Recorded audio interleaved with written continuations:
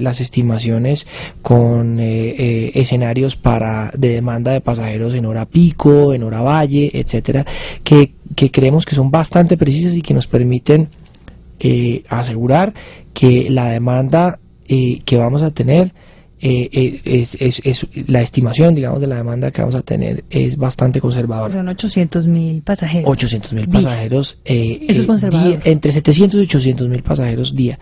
Es conservador. Incluso tenemos ejemplos en la región donde hemos visto que las estimaciones iniciales se sobrepasan fácilmente.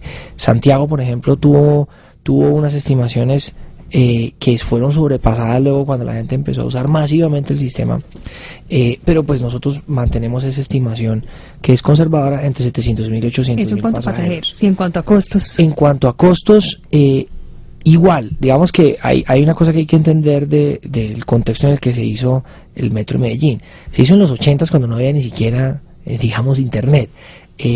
La estimación tanto de la demanda como de los costos asociados a las obras tenía un montón de incertidumbres. Hoy en día, por ejemplo, los costos asociados a los riesgos geológicos se pueden estimar de manera muy precisa. De hecho, una de la consultoría que arranca próximamente para la ingeniería básica, en donde se hacen unos borradores de planos, y adicionalmente se hace una campaña geotécnica cada 50 metros a lo largo de todo el trazado, precisamente busca determinar eso, el riesgo geotécnico.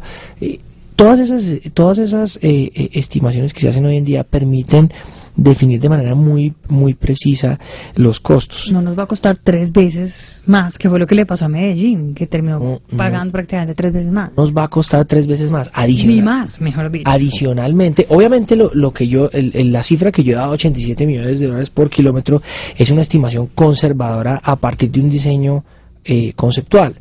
Cuando entremos a las siguientes fases de la consultoría y específicamente la siguiente fase, que es la ingeniería básica, incluida la campaña geotécnica, vamos a precisar muy bien cuáles son los riesgos y los costos de construcción. Y el tiempo, porque también lo mismo, Medellín se dijo que estaría listo rapidísimo y después se demoraron, muchísimo correcto, más. Y una cosa muy importante en el caso de Bogotá, un poco elaborando sobre lo que fue el caso de Medellín y los casos que hemos visto en el distrito, en la construcción de Transmilenios, de troncales de Transmilenio. Aquí la empresa Metro va a tener como tarea única y exclusiva hacerle seguimiento milimétrico a la obra.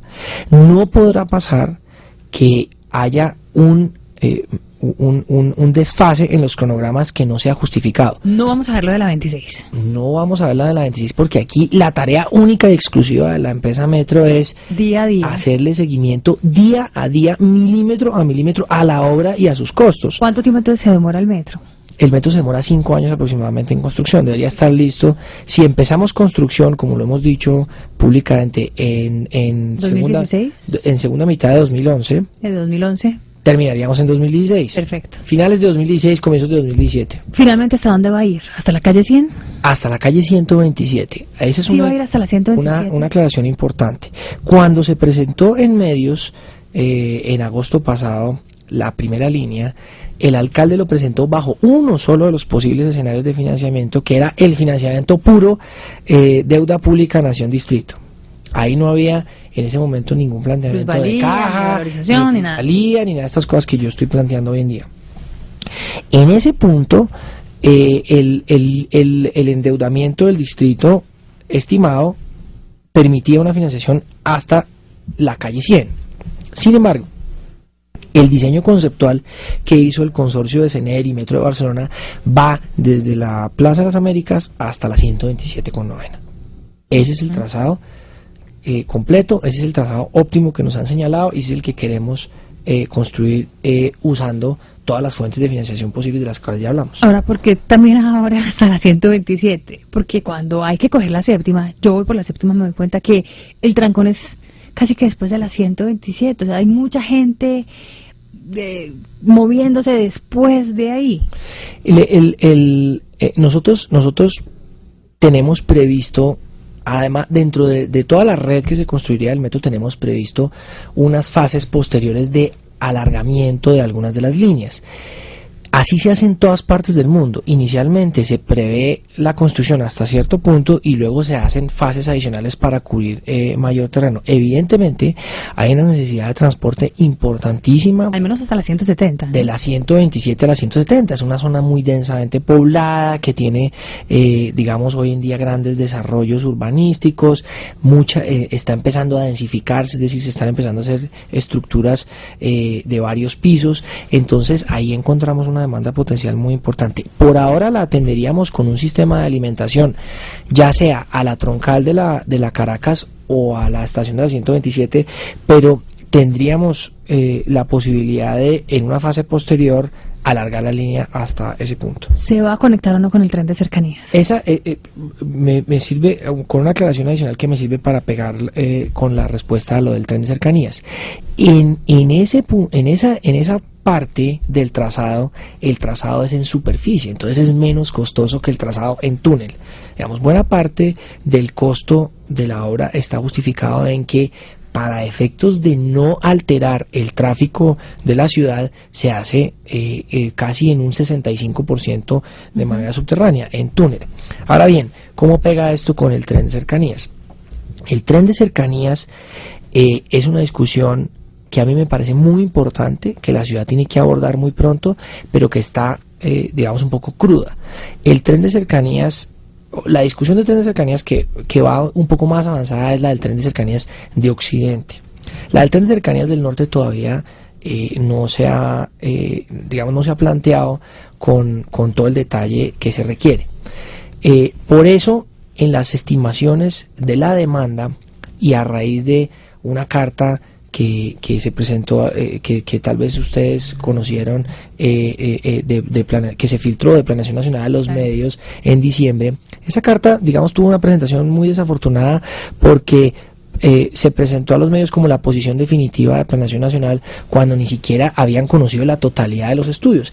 En particular, en la última fase de la consultoría estaban planteadas un montón de respuestas a las preguntas de Planeación Nacional, pero sin entrar en ese detalle que no es relevante en este punto.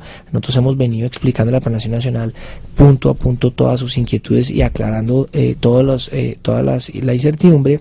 Lo que sí quedaba claro era que Planeación Nacional tenía una inquietud sobre el tren de cercanías del norte. Lo que hicimos es eliminar de nuestros escenarios de demanda el tren de cercanías del norte y ajustar la entrada del tren de cercanías por el occidente, porque por el occidente, en los supuestos que se habían hecho inicialmente, se entendía que el tren de cercanías llegaba hasta la estación de La Sabana, pero lo más probable es que por el costo de meter el tren a Bogotá, el tren de cercanías solamente llegue hasta la avenida Ciudad de Cali. ¿Cómo están hoy entonces los modelos? Conecta con el tren de cercanías de Occidente, pero no con el tren de cercanías del norte. Con el tren de cercanías del norte no está conectando. Lo sacamos de nuestros estudios de demanda. Con el tren de cercanías de Occidente tenemos dos escenarios. Uno sin tren de cercanías y uno con el tren de cercanías entrando solamente hasta la avenida Ciudad de Cali. Lo que sí decía Planeación Nacional era que si no se conectaba con el tren de cercanías, movilizaría 11.000 pasajeros menos. ¿Eso es que el norte o todo también el tren de cercanías del occidente? Ese cálculo. Ese cálculo era solamente por el norte. El norte. Sí, pero eso nos impacta muy poco, digamos, el número total de pasajeros día. 800.000, sí. Por eso es que yo he dicho que nuestras estimaciones van de 700 a 800.000 pasajeros día, que corresponden entre más o menos unos de 70, 80, 85.000 pasajeros hora, teniendo en cuenta los diferentes escenarios del tren.